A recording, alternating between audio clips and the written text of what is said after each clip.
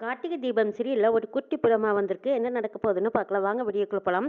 ரேவதியோட ஜாதகத்தை எடுத்து குடுக்குறாங்க. அந்த ஜாதகத்தை பொறுத்த வரைக்கும் கல்யாணம் பண்ணுனா உங்களுக்கு எந்த பிரச்சனையும் வராதுன்னு சொல்லியிருப்பாங்க ஜோசியரம்மா. இதை கேட்டதும் சாமுண்டீஸ்வரியும் சரி அப்படின்னு ரேவதியை பார்க்குறாங்க. ரேவதி அந்த ஜாதகத்தை பார்த்ததும் உடனே என்னோட ஜாதகமா, எனக்கு கல்யாணமா அப்படின்ட்டு உடனே ரூம்குள்ள போயிடுறாங்க. ரேவதி காரணமே இல்லாம கோவமா உட்காந்துருக்காங்க. அங்க சுவாதி வந்து அம்மா கூப்பிடுறாங்க, வாங்க அக்கான்னு கூப்பிடுறாங்க. நான் வரல போ வர முடியாதுன்னு சொல்லிடுங்கிறாங்க. அம்மா கிட்ட போய் இப்படியெல்லாம் சொல்ல முடியுமாக்கா? வாக்கா ப்ளீஸ்.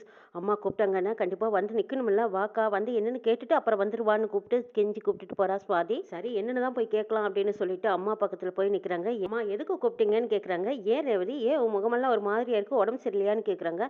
அதெல்லாம் எதுவும் இல்லைங்கிறாங்க. அப்போ என்னாச்சு, உனக்கு கல்யாணம் பண்ணலான்னு நாங்கள் முடிவெடுத்திருக்கோம், நீ என்ன சொல்கிறேன்னு கேட்குறாங்க. எனக்கு இப்போதைக்கு கல்யாணம் வேண்டான்னு கோவமாக போகிறாங்க. ஜோசியர் அம்மா சொன்னதை நீ கேட்டியல்ல, கல்யாணம் பண்ணணும்னு நான் முடிவு பண்ணியிருக்கேன், நான் சொன்னதுக்கு அப்புறம் நீ மறுபேச்சு பேசுவியாங்கிறாங்க சாமுண்டீஸ்வரி. எனக்கு கல்யாணத்துல இப்போ வரைக்கும் இஷ்டமே இல்லைன்னு சொல்லிட்டு விடுவிடுன்னு ரேவதி அங்கிருந்து போறாங்க. சாமுண்டீஸ்வரி சரியான கோவம் வருது.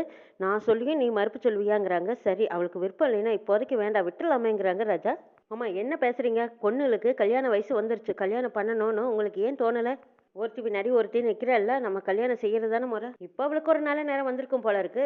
நல்லபடியாக இன்னொரு கல்யாணத்தையும் பண்ணி சிறப்பாக பார்க்குறத விட்டுட்டு இப்போ வரைக்கும் அவள் வேண்டான்னு சொல்கிறதுக்காக நம்ம வேண்டான்னு விட முடியுமா? அவள் இன்னும் சின்ன பொண்ணு, அவளுக்கு என்ன தெரியும்? நாம தான் பெரியவங்க, எடுத்து சொல்லி கல்யாணத்தை பண்ணி வைக்கணுங்கிறாங்க சந்திரா. ஆமாம் நீங்கள் தேவையில்லாமல் எதுவும் பேசாதீங்க. அத்தை ஒரு முடிவு பண்ணிட்டாங்கன்னா அது நடத்தாமல் விட மாட்டாங்க. இதில் இடையில யாரும் எதுவும் பேசாதீங்க. அத்தை செய்கிறது தான் கரெக்டு அப்படின்னு மயில் சாமுண்டீஸ்வரிக்கு சப்போர்ட் பண்ணுறாங்க. இந்த இடத்துலையும் ராஜா சரி தம் பொண்ணுக்கு பிடிக்காது ஏன் செய்யணும்னு நினச்சேன், சாமுண்டேஸ்வரிக்கு பிடிச்சிருந்தா செஞ்சிடலாம் அப்படின்ட்டு போகிறாங்க. கார்த்தி தனியாக சுவாதி கூப்பிட்டு ஆமாம் உங்கள் அக்கா ஏன் அழுகிறான்னு கேட்குறாங்க.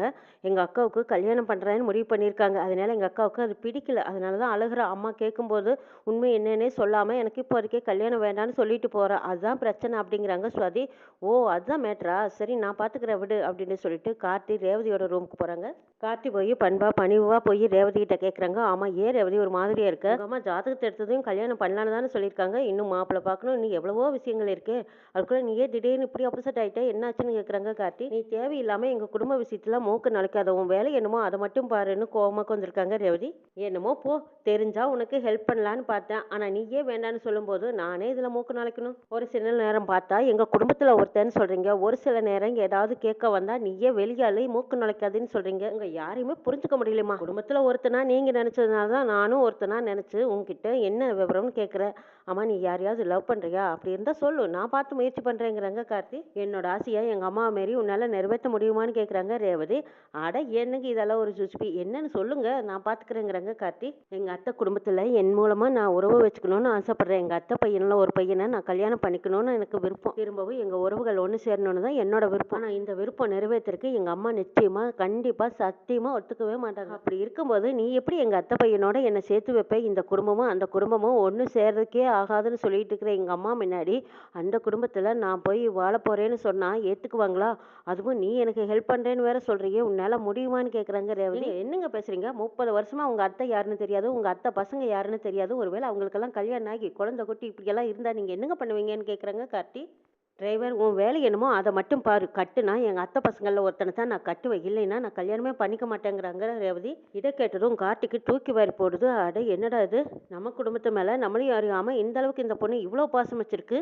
ஏதோ குடும்பத்தையும் ஒன்று சேர்த்து கோயிலில் கும்பாபிஷேகம் பண்ணலான்னு வந்தா இங்கே என்னடான்னா கல்யாண பேச்சே ஆரம்பிக்கிறாங்களே. அத்தை பசங்களையே பார்க்காம அத்தை பையனை தான் கட்டிக்குவேன்னு இந்த பொண்ணு ஒத்தக்கல்ல நிற்கிது. பெத்த தாய் தாப்பனையே பார்க்க விடாம இவங்க அப்பாவை சாமுண்டீஸ்வரி கண்ணில் கூட காட்டாமல் வச்சிருக்காங்க. செத்தா கூட கொல்லி போட அனுப்ப மாட்டேன்னு வேற ஸ்ட்ரிக்டா வேற சொல்லியிருக்காங்க. இந்த சூழ்நிலையில இந்த பொண்ணோட ஆசை அத்தை பையனை தான் கல்யாணம் பண்ணிக்குவேன்னு வேற சொல்லுது. இதெல்லாம் நடக்கிற காரியமா? சரி அப்படியோ நுழைஞ்சாச்சு, ஒன்று ரேவதிக்கு புரிய வைக்கிறதா இல்லை சாமுண்டீஸ்வரியை சமாதானப்படுத்துறதா பாப்பா அப்படின்னு கார்த்தி முடிவு பண்ணியிருக்காங்க. என்ன நடக்க போகுதுங்கிறதையும் நாளை சொல்ல பார்க்கலாம்.